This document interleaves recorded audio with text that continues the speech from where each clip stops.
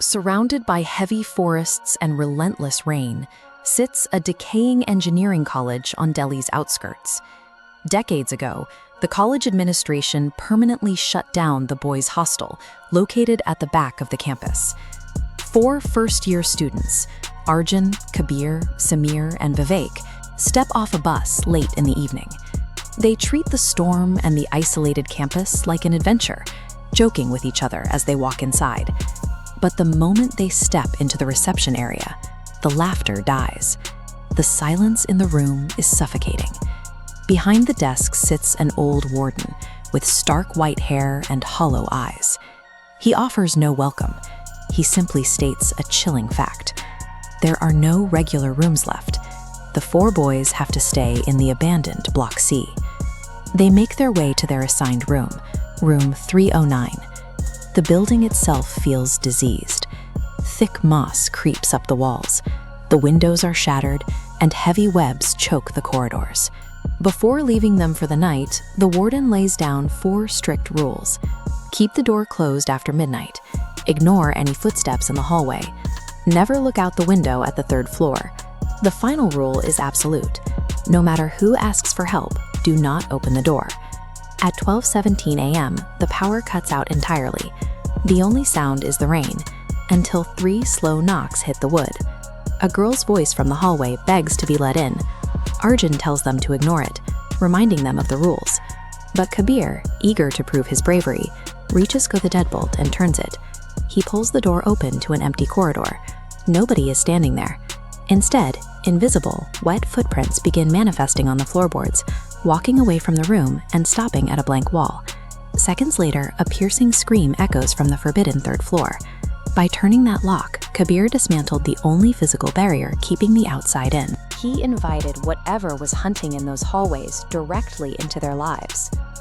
The sun comes up and the boys immediately track down the senior students in the canteen. They need an explanation for what they heard in the dark. A senior finally talks, revealing a story about a girl named Naina who died in the building 20 years ago. There is an immediate contradiction. Block C has always been an all-boys hostel. Naina was never a student. She was a missing person brought into the building, tortured and murdered. Her body was never recovered. This chart shows the hostel's incident records over the past 2 decades. Every single year, a student vanishes without a trace. The disappearances are highly concentrated. There is a 100% correlation with the occupants assigned to room 309. That night, the statistics catch up to them. Vivek is in the washroom, splashing water on his face. He stands up and turns to grab a towel. In the mirror, his reflection doesn't move. It stays perfectly still, watching him. The reflection slowly smiles, raises a pale finger, and points directly behind him. Vivek turns around. Nothing is there. When he looks back at the glass, a dead girl with a broken neck and eyes weeping blood is standing right over his shoulder. The overhead lights flicker violently, and the glass shatters outward. When the other boys rush in, Vivek is screaming on the tile floor. Smeared across the jagged edges of the broken mirror in fresh blood is a single sentence: "You opened the door." Arjun realizes they can't just wait for the mirror to claim the next person. He grabs a flashlight and leads them toward the basement, the one place the warden never mentioned in the rules. At the end of a damp basement corridor, they find a heavy, rusted iron door. The metal is covered in deep, frantic scratch marks, forming a warning: don't let her out. They force the door open and step into a makeshift archive. The room is littered with missing person reports and IDs of students who lived here decades ago. Arjun finds a photo of Naina. When he turns the photo over, he finds 3 words scrawled in ink: "Experiment failed." The flashlight blinks and dies. Complete darkness. When the beam finally clicks back on, Vivek is standing perfectly still in the corner of the room, his head bowed. He slowly looks up. His eyes are pitch black. And when he speaks, 2 voices echo out of his mouth: "She is right here." Block C wasn't just a place of neglect. It was a site of documented cruelty. The boys are no longer just witnesses.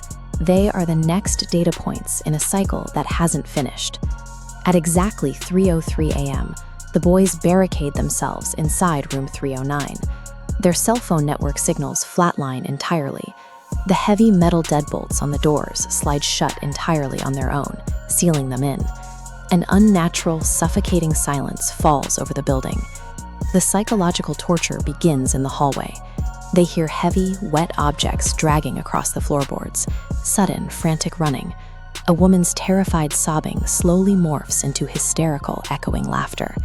Panicked and desperate to locate the threat, Kabir breaks the warden's third rule. He creeps over to the window and looks directly up at the forbidden third floor. Outside in the driving rain, dozens of dead students are suspended by their necks against the exterior wall. Floating right in the center of the bodies is Naina. Half her face is melted away by fire, and she is pointing directly at Kabir. The moment she points, every light bulb inside room 309 explodes. The wooden door begins violently shaking on its hinges as a distorted, deafening voice rattles the walls. "Open the door." Arjun plays Bible verses from his phone at maximum volume. Samir screams the Hanuman Chalisa, but the prayers are swallowed by the sound of splintering wood as the door begins to buckle. The door swings completely open. The corridor is pitch black.